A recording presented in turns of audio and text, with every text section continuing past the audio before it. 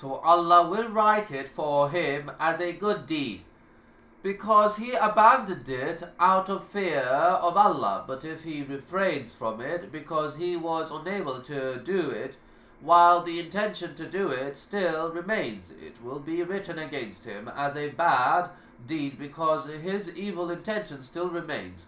Then he said, but if he decides to do and actually does it, Allah records it as a single evil deed.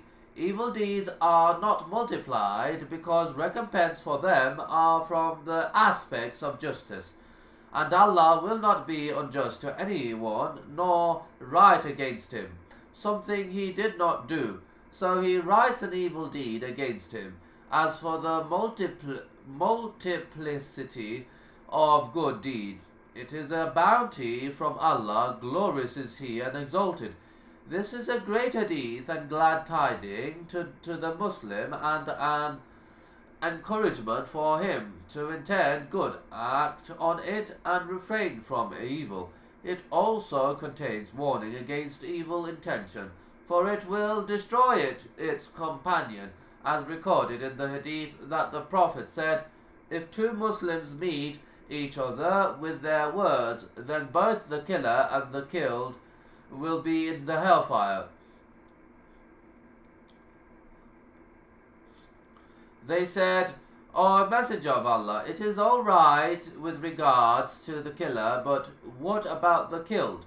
He answered, he was eager to kill his opponent, meaning he died without turning away from killing his opponent. He intended to kill him, but was only unable to do so. His evil intention remained. As such, he deserves to enter the hellfire in spite of the fact that he was killed, a recompense for his evil intention. Therefore, a Muslim is duty-bound to correct his intention and make it sincere to Allah, the Mighty and Sublime, and he should abstain from evil deeds and avoid intending them. He should neither obey his soul that enjoins evil, nor obey the devil. He should abandon doing evil deeds out of fear of Allah, the Mighty and Sublime.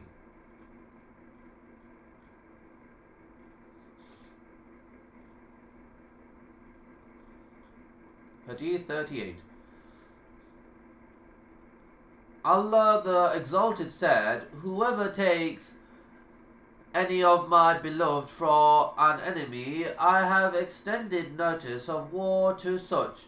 My servant does not get near me by anything dearer to me, like implementing what I have made obligatory on him. And my servant continues to seek nearness to me through his supererogatory deeds until I love him. And when I love him, I become his hearing with which he hears, his sight with which he sees, his hand with which he grabs, and his foot with which he walks. If he were to supplicate to me, I would grant him, and if he were to seek protection of me, I will certainly protect him. The wali of Allah is the pious believer, as stated by Allah the Exalted. No doubt, verily, the awliya of Allah, those who believe in the oneness of Allah and fear Allah much, abstain from all kinds of sins and evil deeds which He has forbidden, and love Allah much, perform all kinds of good deeds which He has ordained. No fear shall come upon them, nor shall they grieve. Then He explained who they are by saying, those who believed in the oneness of Allah, Islamic monotheism, and used to fear Allah much by abstaining from evil deeds and sins, and by doing righteous deeds.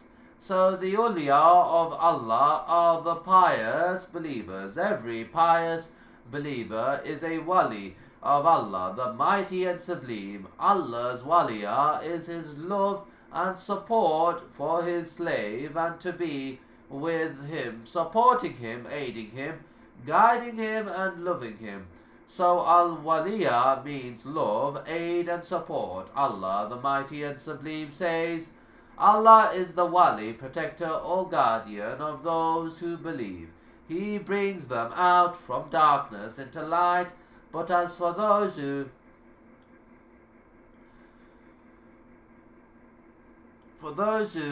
disbelieve, their awliya, supporters and helpers are taghut, false deities and false leaders. They bring them out from light into darkness. He also said, verily, your wali, protector or helper is Allah, his messenger and the believers. So waliya is not by mere claim.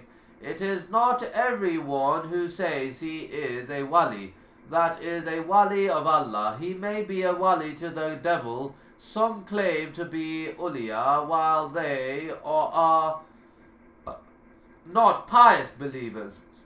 Some of them are magicians, fortune tellers, and disbelievers. Likewise, those who say they have miracles and supernatural things, while they do not pray nor fear Allah, the Mighty and Sublime, claiming not to be under legal responsibility,